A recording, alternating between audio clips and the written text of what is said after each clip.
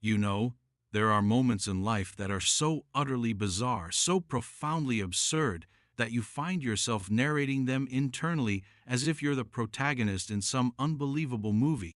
That was me, not too long ago, standing in the dim, pre-dawn light of my own garage, the heavy scent of concrete and righteous indignation filling the air, watching the slow, inexorable rise of that metal door. And on the other side, not the quiet suburban street I expected, but the rapidly paling face of one Mrs. Karen Ainsworth, HOA president extraordinaire, her hand frozen mid-reach for a key, my key to my garage for my G-Wagon, a key she had absolutely no business possessing. Drop a comment and let me know where you're tuning in from, because believe me, the story of how we got to that tableau, with 10 of my finest colleagues standing shoulder to shoulder with me in the shadows, is one for the books. It's a tale of petty tyranny, audacious overreach, and the kind of vehicular obsession that usually only features in heist films, not quiet cul-de-sacs. And it all started, as these sagas of suburban warfare often do, with something so trivial it's almost embarrassing to recount. But Karen, well, Karen had a gift for turning molehills into volcanic mountain ranges, complete with dress codes and mandatory eruption schedules. I'm a cop, have been for 15 years. I've seen my share of crazy, dealt with the irrational, the entitled, the just plain mean. You develop a thick skin, a certain ability to let things roll off your back. It's a survival mechanism. But nothing in my training, nothing on the streets, quite prepared me for the unique brand of meticulously documented, rulebook-thumping megalomania that was Karen Ainsworth. She wasn't your average busybody, oh no. Karen had elevated neighborhood nagging to an art form, backed by the quasi-legal authority of the Homeowners Association, which she wielded like a scepter, or perhaps more accurately, like a cattle prod. She lived 2 streets over, in a house that was just a little too big, painted a shade of beige that was just a little too self-important, and she drove a pristine, perpetually polished, older model Lexus sedan, the kind that whispers, "I have opinions about your lawn and they are legally binding." Her attire was a uniform of sorts. Expensive looking but somehow always slightly off-key tracksuits in jewel tones, a constellation of gold-plated jewelry that clinked with every imperious gesture, and a pair of oversized sunglasses perched atop her immaculately coiffed blonde helmet of hair, even on overcast days. She moved through our little community like a pint-sized monarch inspecting her fiefdom, a clipboard her constant companion, a thin-lipped moo of disapproval her default expression. My sin, the initial spark that lit Karen's fiery indignation, was my G-Wagon. Now, I love that vehicle. It's a brute, a beautiful, unapologetic box of German engineering, matte black, solid as a rock. I'd saved for years, worked overtime shifts, and it was my pride and joy, my escape pod from the daily grind. It wasn't just a car, it was a statement of achievement, a reward for years of public service. And apparently, in Karen's eyes, it was an affront. Maybe it was too big for her liking, too aggressive for the serene, beige-toned harmony she envisioned for our neighborhood. Or maybe, and this is the theory I lean towards, she just plain coveted it with a burning, all-consuming envy that curdled into something truly ugly. The first official volley came in the form of a crisply printed violation notice, slipped under my windshield wiper. Improperly parked vehicle. It declared, citing some obscure bylaw about vehicles needing to be perfectly centered within the driveway lines, with a specific and frankly impossible clearance from the decorative pebbles that bordered my lawn. I measured. I was off by half an inch on one side. The fine was $50. I paid it, grumbling, thinking it was a one-off, a particularly zealous application of a silly rule. Oh, how naive I was. That was just the opening salvo. Soon, the notices became a regular feature. My trash cans were placed 3 inches too close to the curb on collection day. A small, potted rosemary plant on my porch was deemed unapproved landscaping. The color of my welcome mat apparently clashed with the community's aesthetic guidelines, a document I'm convinced Karen authored in a fever dream. Each violation came with a fine, a condescending little note scrawled in her tight, spiky handwriting, and often a grainy, zoomed-in photograph as evidence. I tried reasoning with her. I attended an HOA meeting, a truly soul-crushing experience, like watching paint dry while being slowly pecked to death by a flock of particularly pedantic pigeons. Karen presided, of course, from a slightly elevated chair, banging a tiny gavel with disproportionate force. I calmly explained that the violations were trivial, that I was a responsible homeowner, that surely the HOA had better things to focus on. She listened, her face a mask of polite disinterest, then informed me with a saccharine smile that didn't reach her eyes that rules are rules, Officer Miller, and no one is above them, especially not those who should be setting an example. The thinly veiled dig at my profession didn't escape me. The other board members, a collection of timid-looking retirees and one particularly nervous fellow who seemed to jump every time Karen raised her voice, just nodded along, their eyes darting nervously between Karen and the floor. It was clear who ran the show. Her husband, a perpetually bewildered-looking man named Barry, sometimes sat in the audience, looking like he'd rather be anywhere else on earth, occasionally offering a weak, placating smile if Karen glanced his way. He was, I suspected, her primary enabler, cowed into submission years ago. The G-Wagon, though, remained her primary obsession. She'd make comments if she saw me washing it. Quite the gas guzzler, isn't it? Not very environmentally conscious for our little green haven. Or, must be nice to afford such ostentatious displays. This, from a woman whose own Lexus probably hadn't seen the inside of a car wash that wasn't hand-detailed weekly. I'd just smile, nod, and continue polishing. But I started to notice her car cruising slowly past my house more often than usual, her head swiveling, those sunglasses glinting. It was unsettling. It was around this time, after a particularly ridiculous citation for unauthorized window glare from my G-Wagon's windshield, I kid you not, that I decided to upgrade my home security.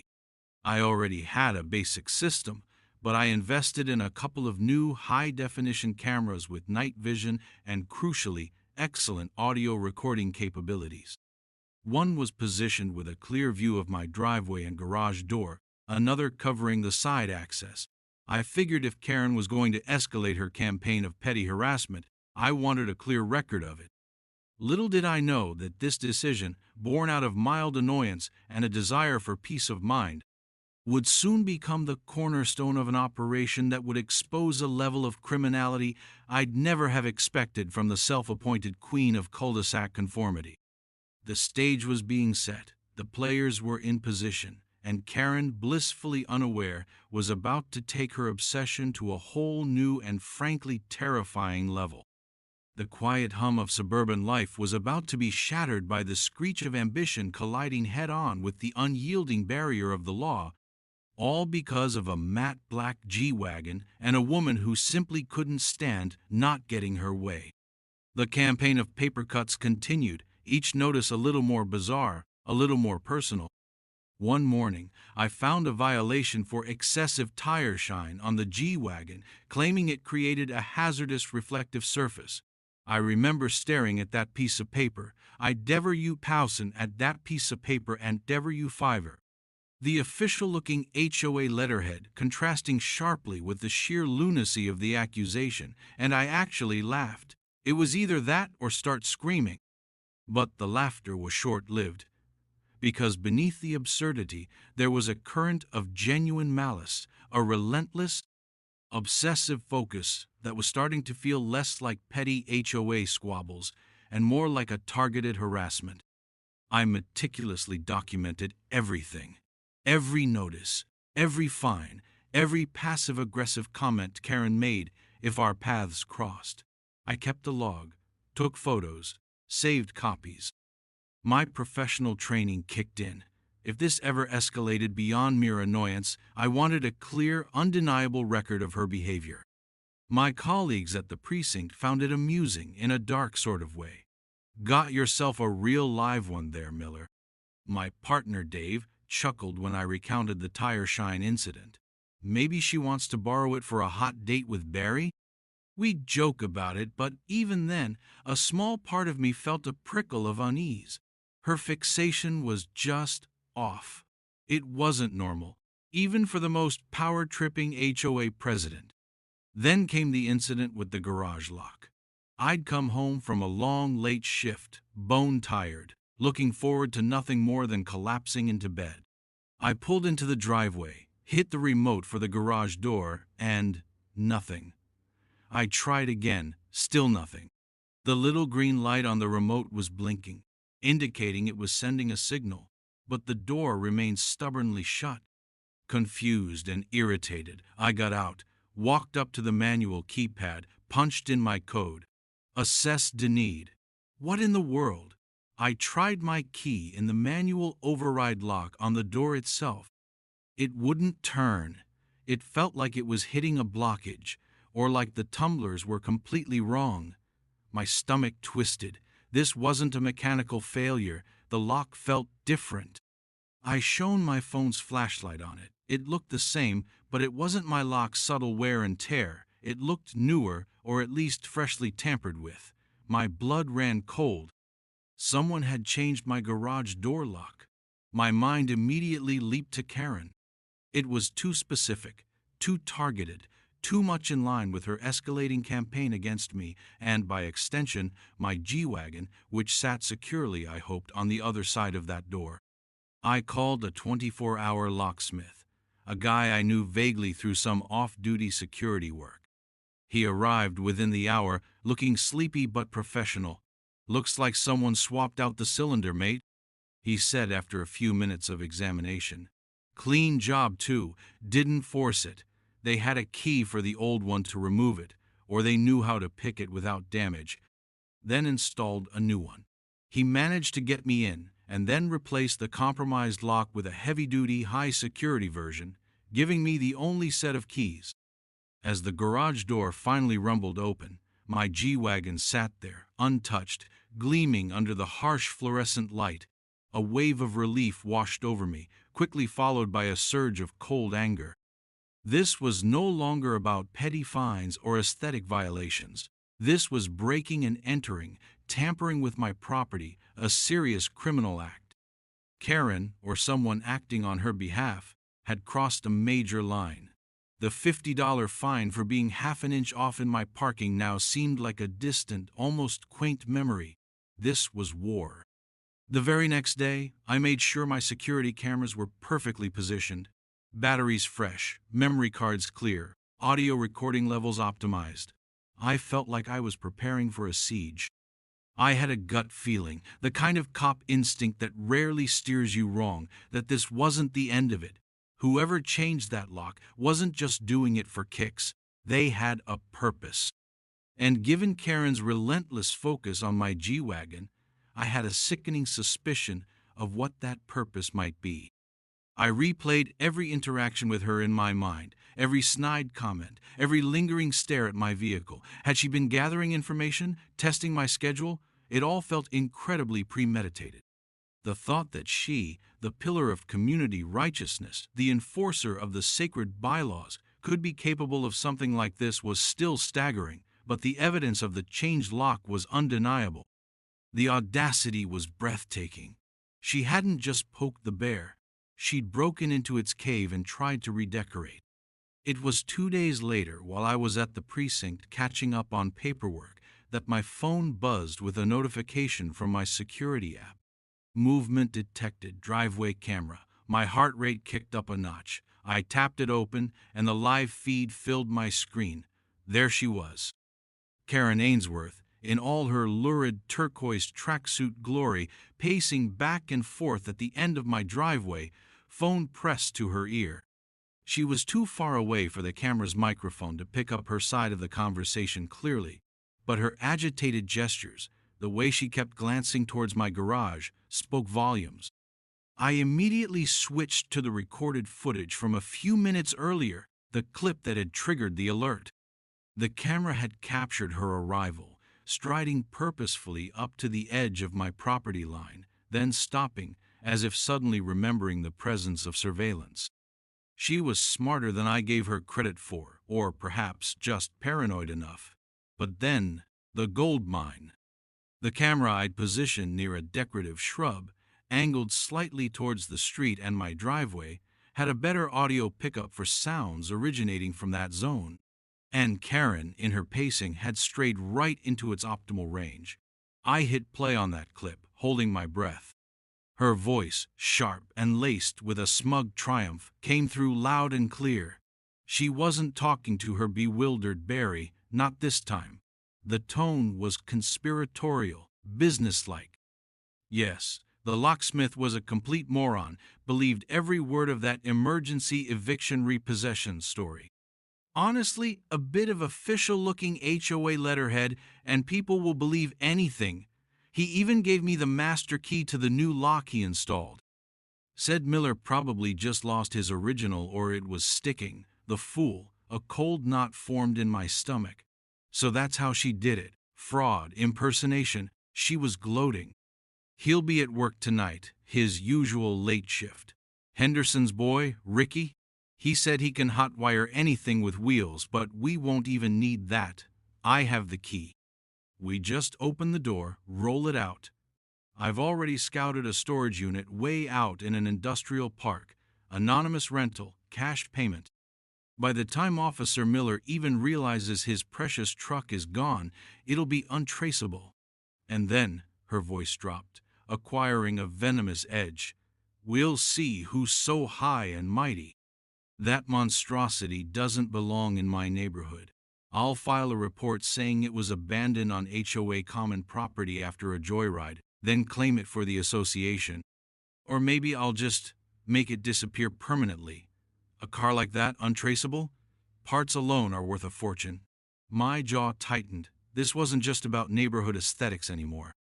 This was Grand Theft Auto, meticulously planned, with an accomplice, driven by pure, spiteful greed and an insane level of entitlement.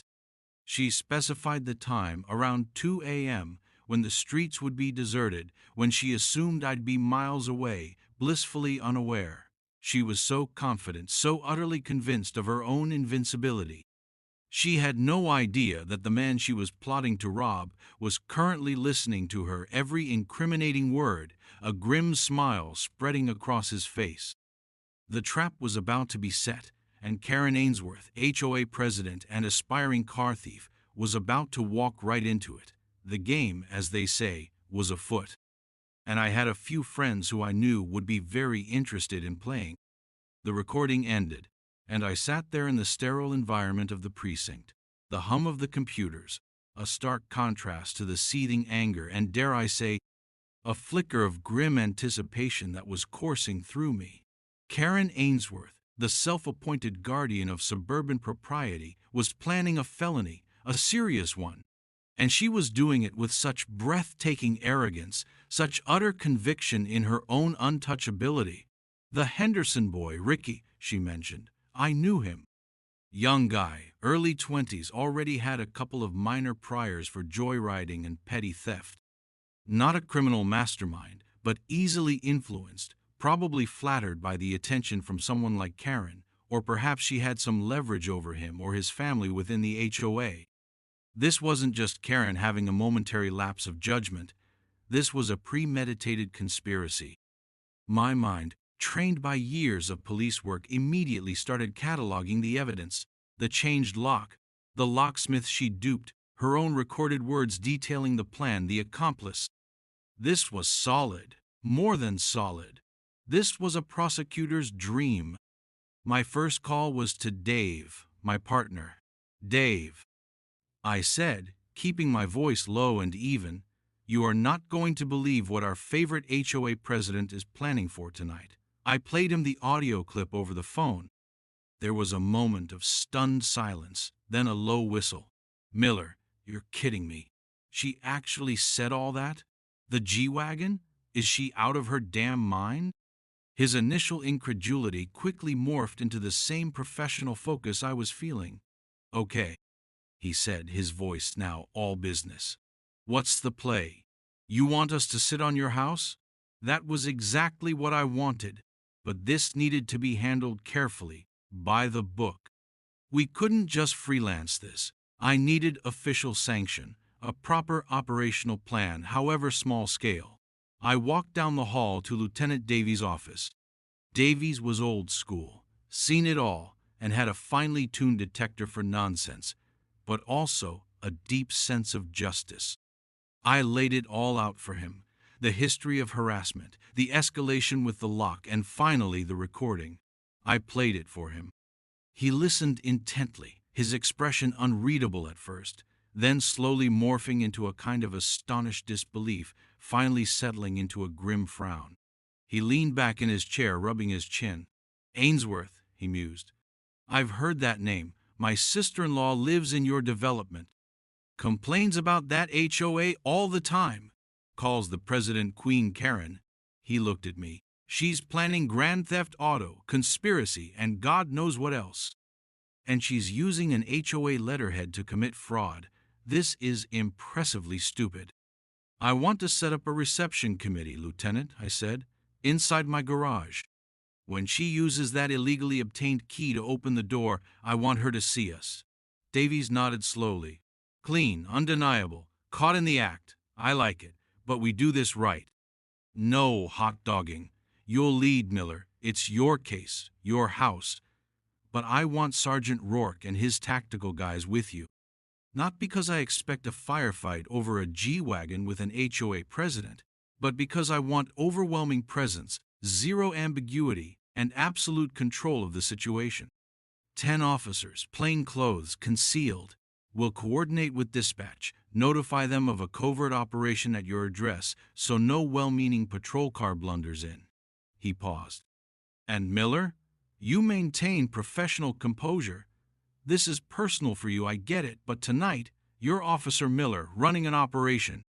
Let her hang herself with her own rope, or in this case, her own key. His words were a grounding force. He was right. The personal satisfaction would come, but the priority was a clean arrest, an airtight case. We spent the next few hours planning the logistics. Which officers, entry points for them to my house unseen. Thankfully, I had a back gate and a rarely used side door to the kitchen. Positioning inside the garage, communication protocols, contingency plans if she brought more than just young Ricky Henderson. We even discussed what charges would be most appropriate. Attempted grand theft auto, conspiracy to commit grand theft auto, breaking and entering, or rather unlawful entry, given she had a key, albeit fraudulently obtained, and potentially fraud for the locksmith deception. The legal nuances were important. As evening approached, a strange sense of calm settled over me. The anger was still there, simmering beneath the surface, but it was overlaid with a cold, clear sense of purpose. This wasn't just about my G-Wagon anymore. It was about stopping someone who believed they were above the law, someone who used their petty authority to bully and intimidate, and who was now escalating to serious criminal behavior. This was for every resident who'd ever been on the receiving end of Karen's tyranny, every absurd fine, every condescending remark. Tonight, the Queen was going to find out her castle was built on sand. My colleagues began to arrive discreetly as darkness fell. Dave was first, then Rourke with his team, solid, dependable guys I'd worked with on dozens of tougher situations than this. There was a quiet professionalism, a shared understanding. We moved into the garage, using the internal access door from the house. The G-Wagon sat there, a silent, matte black beast, the unwitting star of tonight's drama. We positioned ourselves strategically, out of sight from the windows, ensuring that when that garage door opened, the first thing anyone looking in would see was a wall of very serious-looking police officers. We had low-light tactical gear, nothing overt, but enough to make the point. We checked our comms. Silence. Then the waiting began. The hours ticked by with agonizing slowness. 1 a.m., 1:30 a.m. The air in the garage was cool, thick with anticipation. We spoke in hushed whispers, if at all. Every creak of the house settling, every distant car sound made us tense. Had she gotten spooked? Changed her mind? My mind raced through possibilities. Maybe Ricky Henderson had chickened out. Maybe Karen had developed a sudden, uncharacteristic bout of common sense. I kept my eyes fixed on the sliver of light under the garage door, listening. Then, at precisely 1:58 a.m., I heard it. The faint crunch of gravel on my driveway. Not a car engine, but footsteps. Soft, stealthy, trying to be quiet. My heart hammered against my ribs. I gave a silent hand signal to the team. Everyone tensed, ready. More footsteps, closer now, right outside the garage door. A faint metallic click. The sound of a key sliding into a lock. My lock. The lock she had installed. The audacity still boggled my mind.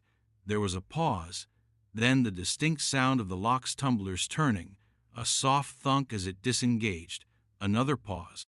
I could almost hear her holding her breath on the other side, probably savoring her moment of triumph.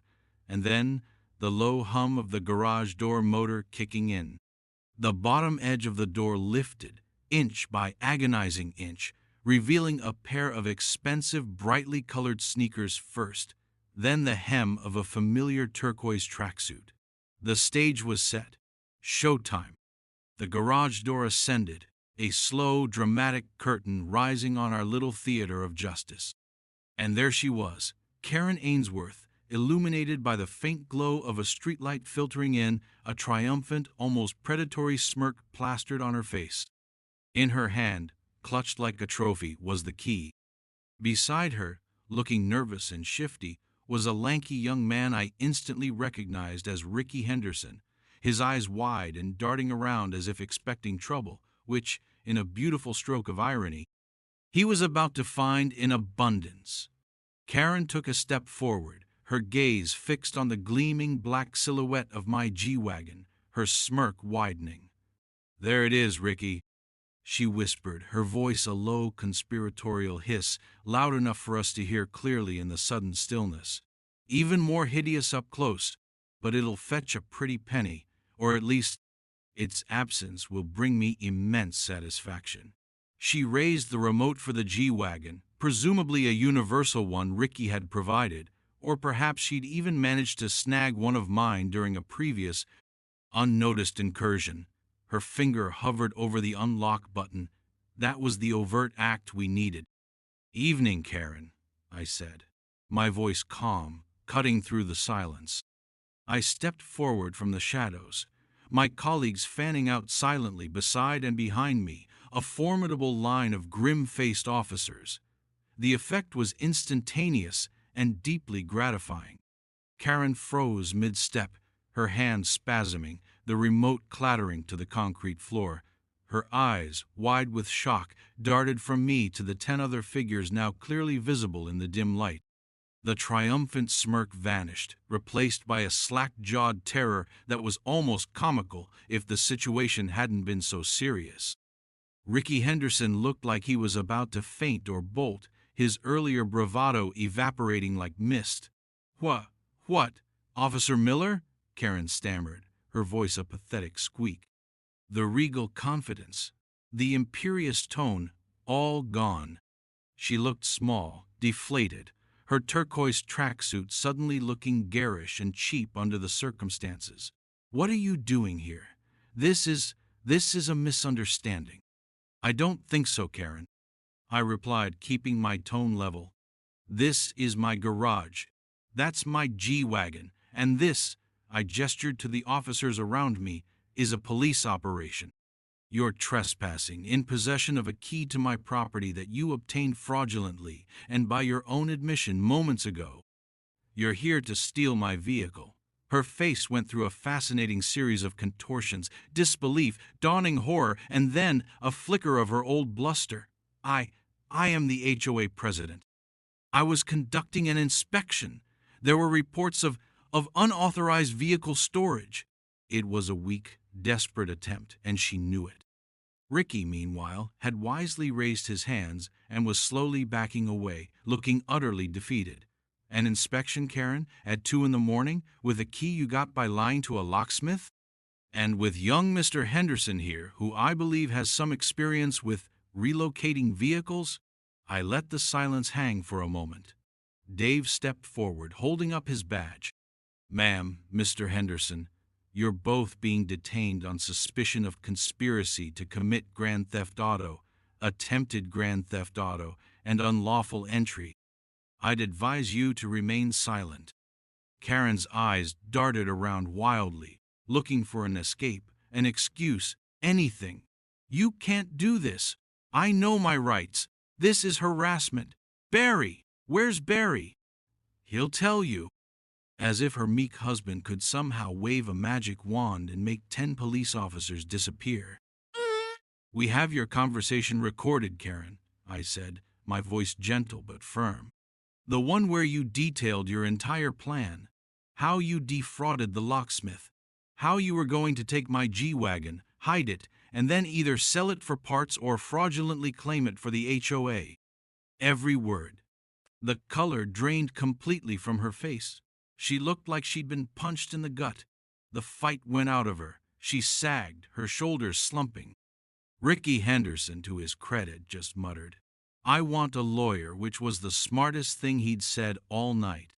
The clicking of handcuffs was a surprisingly satisfying sound in the quiet of my garage. As Dave and another officer cuffed Karen, she started to tremble, tears welling in her eyes. Not tears of remorse, I suspected, but tears of self-pity, of a narcissist whose carefully constructed world had just come crashing down. You set me up," she wailed, looking at me with pure venom. "I did nothing, Karen," I replied, my voice devoid of any emotion except perhaps a weary finality. "You did this all to yourself. You changed my locks. You planned to steal my car. We just decided to be home to witness your grand performance." The sight of Karen Ainsworth, President, resplendent in her turquoise tracksuit and designer sneakers, being led out of my garage in handcuffs, was a vision I would cherish for a long, long time. The suburban queen had been dethroned, not by a rival HOA faction, but by her own colossal arrogance and a G-Wagon she just couldn't resist. Several neighbors, woken by the quiet efficiency of our departure, we hadn't used sirens, of course, were peeking out of their windows, their faces etched with disbelief. The reign of Karen was officially over. The scene at the precinct was everything you'd expect. Karen Ainsworth, stripped of her regal HOA aura and the authority of her clipboard, was a mess. The booking process was punctuated by her indignant squawks, her demands to speak to the mayor, the chief of police, anyone who would listen to her tale of woe and perceived injustice. She seemed genuinely baffled that the rules, the real ones, not her arbitrary HOA edicts, actually applied to her. "Don't you know who I am?" she kept repeating, as if her self-proclaimed status as a neighborhood potentate granted her diplomatic immunity from felony charges. The officers on duty, most of whom had heard whispers of Queen Karen and her reign in our development, handled her with professional detachment, which only seemed to infuriate her further. Ricky Henderson, on the other hand, was quiet and cooperative once separated from Karen, quickly realizing the depth of the trouble he was in and seemingly eager to mitigate his own involvement by telling the truth. He confirmed Karen was the mastermind, that she'd approached him, flattered him, and offered him a cut of the presumed profits from the G-Wagon's disposal. He even admitted she'd coached him on how to bypass the car's security if the key fob failed, though he insisted he was just there to help her move it and hadn't realized the full extent of her illegal intentions until things went south in my garage. A likely story, but his cooperation would probably earn him some leniency down the line. The legal gears started grinding almost immediately. Karen was charged with attempted grand theft auto, conspiracy to commit grand theft auto, unlawful entry, and felony fraud for her deception of the locksmith. The evidence was overwhelming. My testimony, the locksmith's statement, he was horrified to learn how he'd been duped and was more than willing to cooperate, Ricky Henderson's confession, and, of course, the pièce de résistance, the crystal-clear audio recording of Karen herself, narrating her criminal enterprise with smug satisfaction. Her perpetually bewildered husband, Barry, showed up at the station looking like a lost puppy, wringing his hands and offering mumbled apologies on her behalf. He seemed genuinely clueless about the extent of her criminal ambitions, though one had to wonder about the level of willful ignorance required to live with someone like Karen and not notice the warning signs. He posted her bail, which was substantial, and she swept out of the station with as much dignity as she could muster, which wasn't much, her face a thundercloud of fury and humiliation. News of the HOA president's arrest spread through our community like wildfire. My phone didn't stop buzzing for days. Neighbors I'd barely spoken to before called to express their shock, their support, and in many cases, their immense relief. It turned out Karen's reign of petty tyranny had been far more widespread and deeply resented than I'd realized. Stories emerged of outrageous fines for trivial infractions, of vindictive enforcement against anyone who dared to question her authority, of HOA funds being managed with a distinct lack of transparency. It seemed my G-Wagon saga was just the tip of the iceberg. The HOA board, minus its incarcerated president, convened an emergency meeting. The timid members, previously cowed by Karen's iron fist, suddenly found their voices. There was a palpable sense of liberation in the air. Within a week, Karen Ainsworth was formally removed as HOA president, her nameplate unceremoniously stripped from the community center door. The board issued a formal apology to me and to the community at large, promising a full review of all existing bylaws and enforcement procedures. They even rescinded several of Karen's more ludicrous outstanding fines against other residents. It was like a regime change, albeit on a very small suburban scale. The legal process for Karen was slow but steady. Her expensive lawyer tried every trick in the book. Motions to suppress the recording, denied, as it was my property and she had no expectation of privacy planning a crime against me. Claims of entrapment laughable, as we merely allowed her to follow through on her own clearly stated intentions. Even attempts to paint her as a mentally unstable woman pushed to the brink by, well, they never quite figured out by what. In the end, faced with the mountain of evidence, Karen Ainsworth pleaded guilty to lesser charges of attempted theft and fraud to avoid a lengthy trial and almost certain conviction on all counts. She received a hefty fine, a long period of probation, mandatory community service, the irony of which was not lost on anyone, and a restraining order preventing her from coming anywhere near me or my property. The Henderson boy Ricky got off with probation and a stern warning, largely due to his cooperation and his youth. Life in the neighborhood changed for the better. The new HOA board, comprised of genuinely well-meaning residents, adopted a far more reasonable and collaborative approach. The reign of beige conformity and nitpicking bylaws ended. People started planting colorful flowers again, kids left their bikes on their lawns occasionally, and a sense of relaxed community spirit began to return. My G-Wagon, now a local legend, remained safely in my garage, a silent testament to the whole bizarre affair. Sometimes I'd catch a glimpse of Karen from a distance, perhaps at the local supermarket. She looked diminished, stripped of her power and her arrogance, the expensive tracksuits replaced by more muted attire, the ever-present sunglasses failing to hide the bitterness in her eyes. She never made eye contact. So that's the story of how our HOA Karen, driven by a toxic cocktail of envy and entitlement, tried to steal my G-Wagon and ended up facing a garage full of cops instead of an easy getaway. It's a stark reminder that power, even the petty power of an HOA presidency, can corrupt, and that underestimating the quiet, law-abiding guy down the street can have some pretty spectacular consequences. especially when that guy has a knack for collecting evidence and a few good friends on the force. What's the craziest HOA story you've ever encountered? Drop it in the comments below. I'm genuinely curious to know if anyone can top this one. And remember, folks, always lock your garage. Maybe invest in a good security camera. And if your HOA president starts eyeing your ride a little too intently, well, you know who to call. Or at least you know what I did. Stay safe, and don't let the Karens of the world get you down, or worse, try to get your G-Wagon.